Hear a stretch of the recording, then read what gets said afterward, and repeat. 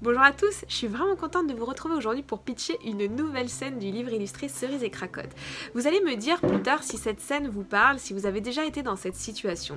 Elle se reproduit, je pense, très fréquemment dans la plupart des foyers où il y a des chiens et des enfants. Cette scène, elle est super importante, je pense, autant pour la prévention chez les enfants que chez les parents.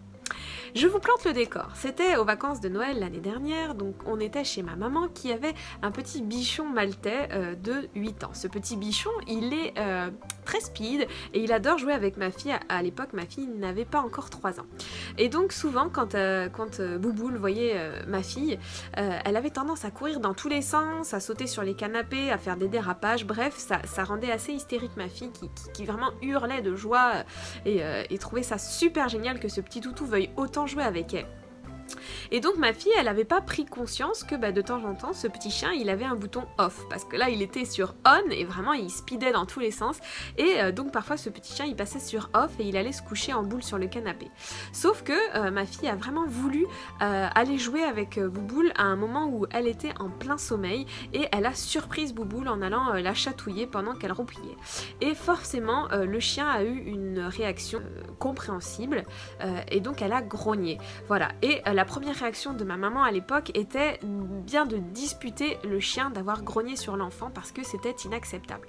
Eh bien, dans le livre Cerise et Cracotte, on fait de la prévention morsure, mais on fait aussi de la pédagogie autour de la volonté du chien. Un grognement veut juste dire que le chien n'est pas d'accord. Il ne faut absolument pas gronder un grognement parce que le chien va comprendre que le grognement est interdit et la prochaine fois peut-être qu'il ira plus loin et donc directement il mordira ou il pincera les dents, donc il ira à l'étape supérieure.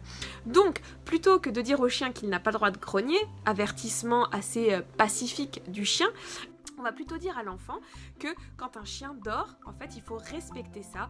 Et du coup, quand un chien dort, on ne va pas l'embêter, on ne le surprend pas dans son sommeil. Il reviendra jouer quand il sera réveillé, mais en attendant, eh bien, on doit laisser le chien tranquille.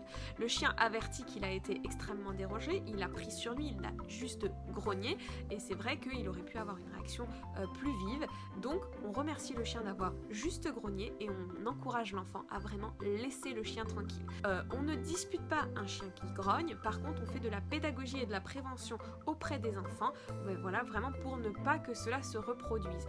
Et quand on a des enfants en bas âge, il est mieux de séparer vraiment l'endroit du chien qui dort avec la présence d'enfants. Voilà, vraiment privilégier cette sécurité, qu'il n'y ait pas de contact entre un chien qui dort et un enfant qui a envie de jouer et qui est très excité. Parce que aux alentours de 3 ans, il n'est pas logique pour l'enfant que le chien n'ait pas envie de jouer tout le temps. Bref, dans cette petite scène illustrée, donc on vous met un petit peu en situation ce qui s'est passé. Tout s'est très très bien terminé et voilà. Donc la pédagogie a été faite autant sur la maîtresse du chien que sur la petite fille. Mais bien sûr, on va dire que les adultes, nous, on a plus de facilité à comprendre et donc c'est à nous de prendre les précautions nécessaires pour ne pas qu'un accident arrive. Et bien sûr, le livre illustré est un outil vraiment très très bénéfique pour pouvoir prendre le temps d'expliquer et de répéter aux enfants parce que ce n'est pas ancré dans leur tête à partir du moment où on leur dit une fois. Avec les enfants, il est nécessaire de répéter et donc l'illustration permet d'imprimer un peu mieux la pédagogie et voilà toute la prévention qu'il va y avoir autour d'un chien qui doit rester tranquille. Voilà, j'espère que ce petit pitch vous a plu. N'hésitez pas à le partager en masse. On a encore besoin de vous. On est à 69% de notre objectif. On a encore besoin de 31 contributions pour pouvoir lancer l'impression de notre livre illustré qui sera le cadeau idéal pour tous les enfants qui ont des chiens et qui pourra être mis au pied du sapin. Donc n'hésitez pas à partager en masse notre campagne Ulule et à venir précommander votre livre. On vous dit à très très bientôt et on vous dit encore merci pour tout. Salut!